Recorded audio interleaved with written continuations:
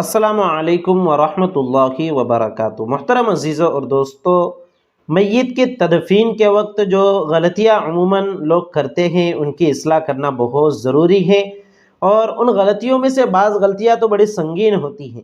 جیسے میت کو جب قبر میں لٹا دیا جاتا ہے تو میت کے ساتھ بعض علاقوں میں عہد نامہ بھی رکھا جاتا ہے۔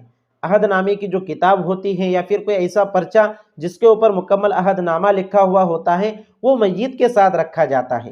اب عہد نامے میں قرآنی آیات بھی ہوتی ہیں، اللہ رب العزت کے مبارک نام بھی ہوتے ہیں، تو اس طرح عہد نامہ قبر میں میت کے ساتھ رکھنا یہ صحیح نہیں ہے۔ اس میں قرآنی آیات کی بے حرمتی ہوتی ہے، بے ادبی ہوتی ہے، یا ایسی کوئی پرچی جس میں کوئی قرآنی آیت لکھی ہوئی ہو یا کوئی حدیث وغیرہ لکھی ہوئی ہو، وہ میت کے ساتھ قبر میں نہیں رکھنا چاہیے۔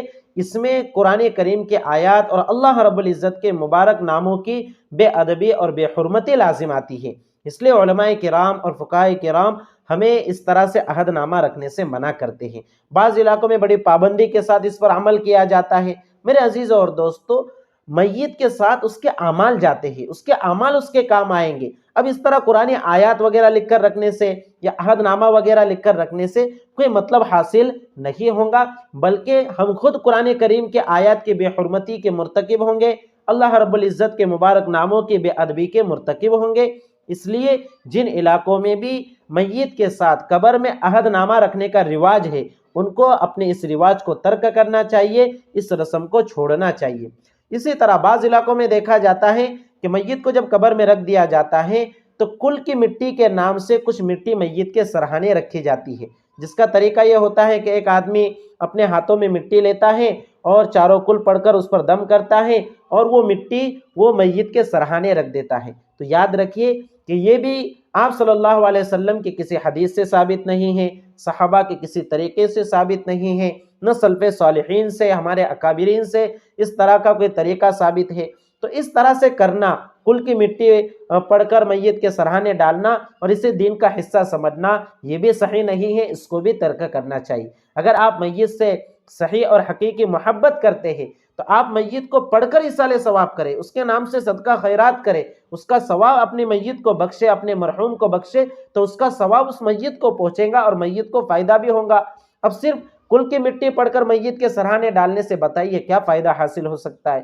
تو اس عمل کو بھی ترک کرنا چاہیے۔ مٹی ڈالنے کا صحیح طریقہ یہ ہے کہ آپ اپنے دونوں ہاتھوں سے مٹی لے اور دعا پڑھے، منہا خلقناکم، یہ کہہ کر آپ نے پہلی مرتبہ مٹی ڈال دی، پھر دوسری مرتبہ مٹی لے، وفیہا نعیدکم کہہ کر آپ مٹی ڈالے، اور پھر تیسری مرتبہ آپ مٹی لے اور ومنہا نخرجکم تارۃ اخری کہہ کر آپ مٹی ڈالے۔ تو یہ مٹی ڈالنے کا صحیح طریقہ ہے جو احادیث کے ذریعے سے ثابت ہے۔ اس طرح سے کل کی مٹی پڑھ کر دم کرنا اور میت کے سرانے ڈالنا یہ کسی طرح سے بھی صحیح نہیں ہے۔ اسی طرح جب قبر کو بند کر دیا جاتا ہے، مٹی ڈال دی جاتی ہے، تو بہت سارے علاقوں میں دیکھا جاتا ہے کہ قبر کے اوپر ایک خاص قسم کا تعویذ بناتے ہیں۔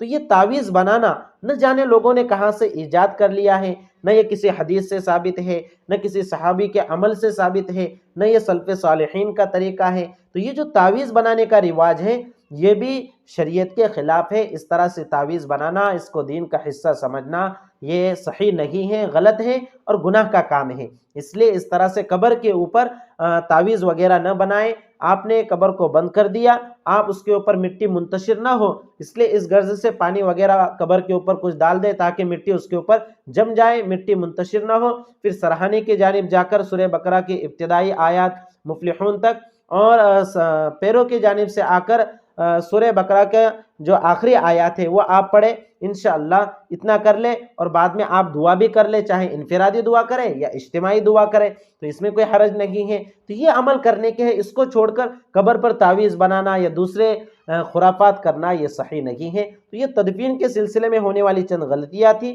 جن کی اصلاح ضروری ہے۔ آپ بھی اس کو اچھے سے سمجھ لیں اور اپنے دیگر بھائیوں تک بھی اس کو شیئر کیجیے۔ السلام علیکم ورحمۃ اللہ وبرکاتہ۔